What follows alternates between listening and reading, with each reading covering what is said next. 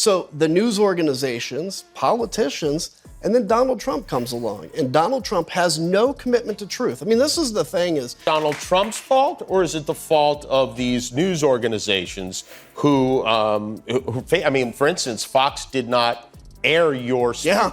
My party has just gone off the rails, and they no longer defend democracy. And it's like that's what my calling is, to defend that. And I talk about this in my book. It's a mea culpa of like, look, we used fear to raise money. We used division to raise money, because they're being torn apart for a man that is more flawed than anybody that's ever sat in the Oval Office. Trump's fingers must be tired from all that tweeting. In just 24 hours, he managed to throw a massive hissy fit over Adam Kinzinger. Talk about a presidential meltdown. Before we move on, I'd like to ask you a small favor. If you appreciate this content, please take a second to like this video and subscribe to the channel. Over 98% of you watch the videos without subscribing. It costs you nothing, but it makes a huge difference to us. So, did you click the subscribe button? Great, thank you so much. Now, back to the video. But wait, there's more. Jimmy Kimmel decided to join the party with an epic takedown that'll have you rolling on the floor, ready to see how our favorite late-night comedian roasted the tweeter-in-chief. Well, folks, our favorite orange-tinted tweeter has been added again. My party has just gone off the rails, and they no longer defend democracy. And it's like that's what my calling is, to defend that. They did not run that part of the convention, which is, it's kind of crazy for some channel that says it's fair and balanced. That to us, it kind of felt harmless, but this is a way to build the campaign coffers. Donald Trump's fault, or is it the fault of these news organizations who I mean, for instance, Fox did not air your speech? Yeah. Trump's latest Twitter tirade was so epic, it made his previous meltdowns look like gentle whispers. What set off this 24-hour tweet-a-thon? None other than Adam Kinzinger, who apparently committed the unforgivable crime of speaking his mind. Trump didn't just get mad, he went full-on grumpy Trumpy mode. His tweets read like the diary of an angsty teen who just got grounded. Kinzinger is a loser, he hollered into the digital void. Fake news is so unfair to me. Aw, poor baby. Did someone take away your favorite toy? As the hours ticked by, Trump's tweets got weirder and weirder. He started ranting about windmills like they were his arch nemesis. Maybe he thinks they're stealing all the wind he needs for his hair. And don't even get me started on his beef with stairs. Apparently, they're part of the deep state now. One psychologist noted, it's like watching a grown man throw spaghetti at the wall, but the spaghetti is his own dignity. Ouch. That's gonna leave a mark. But hey, at least spaghetti is more nutritious than what Trump usually throws around. By hour 24, Trump had tweeted so much that Twitter considered changing its name to Trumper. The man typed more words than he's probably read in his entire life. It's like he was trying to break some kind of world record for most caps lock used by a former president. But here's the kicker. While Donnie Diapers was having his tweety fit, a certain late-night host was sharpening his comedic knives. That's right, folks, Jimmy Kimmel was about to turn Trump's tantrum into comedy gold. Now, you might be wondering, why does Trump keep doing this to himself? Well, my friends, that's like asking why dogs chase their tails. It's just what they do. Trump and Twitter go together like peanut butter and jelly. If peanut butter was orange and jelly was made of lies. Well, folks, it looks like Jimmy Kimmel just turned Trump's Twitter tantrum into a late-night comedy feast. While our orange friend was busy tapping away on his phone, Kimmel was sharpening his comedic knives, ready to carve up the presidential meltdown like a Thanksgiving turkey. First started saying, hey, the guy Donald Trump should not be leading our country or our party.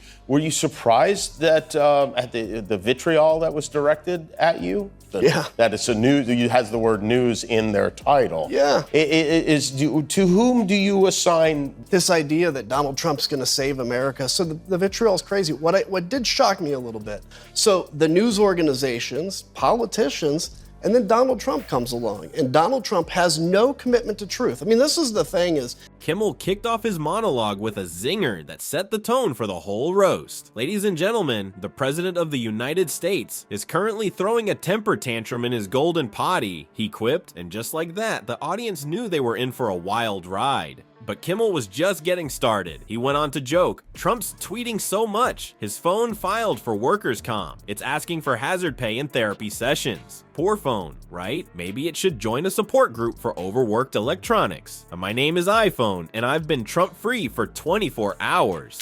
Now, Kimmel's not one to let a good joke die, so he decided to bring in some props to really drive the point home. Is getting texts from old friends, my co-pilot I flew with in Iraq, texting me that he's ashamed to have ever flown with me. The blame for that. Well, look, I think the ground for Donald Trump started before he came into the scene. No, because that's what he does. I mean, look, he's built a cult. He's really built a cult of personality. That's when you see, and I'm not saying that for sympathy, but this is what's happening to families all around this country. Or at least saying, I want when I get out of here to leave a country stronger than I came in. Picture this, a giant baby bottle labeled Trump Tears and a diaper with the presidential seal. Talk about a visual aid. It's like Kimmel was trying to potty train the commander-in-chief right there on national TV. The audience was eating it up like it was comedy candy. They were laughing so hard you'd think Kimmel was tickling them with a feather duster made of Trump's hair. Word on the street is they might need ice packs from all that gut-busting laughter. Who knew making fun of presidential tantrums could be such a workout? As Kimmel's roast went on, you could almost hear the sizzle. Trump was getting burned worse than his well-done steaks with ketchup. Yes, that's a thing. No, we don't know why. It was like watching a master chef at work, except instead of cooking up a gourmet meal, Kimmel was serving up a piping hot plate of political satire. By the end of the monologue, Kimmel had turned Trump's 24-hour tweet storm into comedy gold. He took the president's digital diarrhea and turned it into a comedy diamond. It's almost enough to make you thank Trump for providing so much material. Almost. Well, folks, it looks like the Trump-Kimmel-Kinzinger showdown has turned into a full-blown political comedy festival. Who needs Netflix when you've got Twitter, right? And when you go after the leader of a cult, it's almost like going after somebody's religion, because they're being torn apart for a man that is more flawed than anybody that's ever sat in the Oval Office. And I talk about this in my book. It's a mea culpa of like, look, we used fear to raise money. We used division to raise money. Every president in the history of our country has at least had a basic commitment to saying the truth sometimes, right? Donald Trump came in and basically has said, it's all about me. The only thing that matters to him is his ego and what that means for him, not for the country. But beneath all the laughs, there's a serious battle brewing in American politics. It's like a WWE match, but instead of body slams, we've got punchlines. Kinzinger's been throwing shade at Trump's fan club, calling them out for acting like they're in some kind of weird political cult. Meanwhile, Kimmel's been using his late-night stage as a comedy war room, firing jokes faster than Trump can hit tweet. It's like watching a real-time roast battle, but with way more consequences for democracy. So what have we learned? Well, for starters, humor might just be our secret weapon against political nonsense. And if Trump ever decides to quit politics, he's got a promising career as a Twitter influencer. Maybe he can start promoting orange spray tans next.